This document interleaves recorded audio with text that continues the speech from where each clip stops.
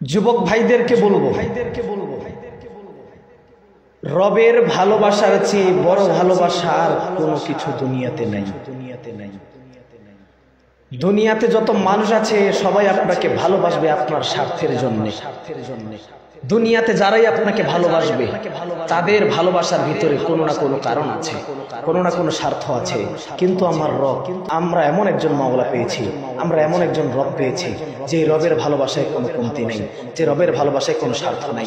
আপনি রবের ইবাদত করেন বা নাই করেন, আপনাকে অগণিত রিজিক মাওলা দিতেই আছেন, দিতেই আছেন, দিতেই আছেন।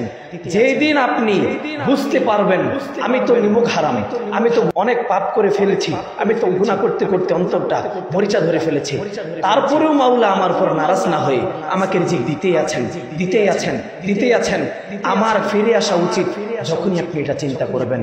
রব বলছেন, বান্দারে তুই খালি তিনটি কাজ কর, তুই খালি তিনটি কাজ কর, তুই খালি তিনটি কাজ কর, তওবা কর, নেক আমল কর, ঈমান আন, যত তোর গুনাহ আছে তিনটি কাজ করার মাধ্যমে আমি মাওলা সমস্ত গুনাহ তোর সওয়াব দ্বারা পরিবর্তন করাইয়া দিব। বলেন সুবহানাল্লাহ।